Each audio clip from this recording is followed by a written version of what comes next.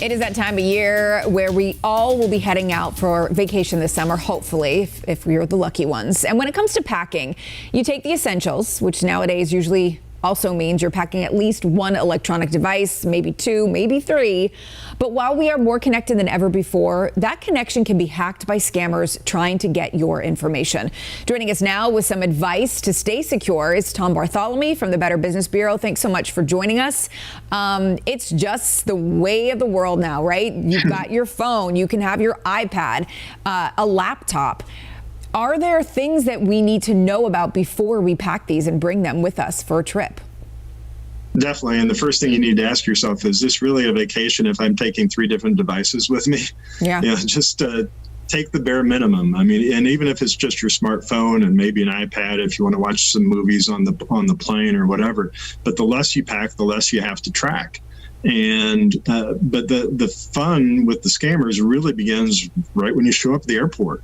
A new word that I was not aware of until recently is called juice jacking, which happens where you are looking for someplace to plug in your device. You're low on power, and only use those that you can actually plug in the charger. If it only takes a USB, you've got to be careful, because those can be tampered with, and that's where the juice jacking comes in. You plug into what you think is going to be charging up your phone, and they're actually taking information out of your phone at that same time. Wow, that is scary. Are there, so yeah, if you need to charge your phone, and we all are going to need that, bring your own charger. Don't use someone else's, that's for sure. Are there any like updates or system settings that are really important for us to know beforehand and change, perhaps, if we're traveling? Yeah, definitely. And most importantly, when it comes to Wi-Fi, turn off auto join. Yeah, it's convenient. I mean, you're going to be in an airport, there's free Wi-Fi. You're going to be shopping, there's free Wi-Fi. But there's also scammers out there that have free Wi-Fi that are only tapping into your network. So if you have auto join on, you could be easily hacked into by somebody that's just sitting across from you in the waiting area at the airport. Right, because auto join might work for your everyday life if you know exactly where you're going, but in these circumstances, you're around a lot of people you don't know. Let's talk about streaming services, because you mentioned, people bring their iPad in order to watch things on the plane and maybe in their hotel room.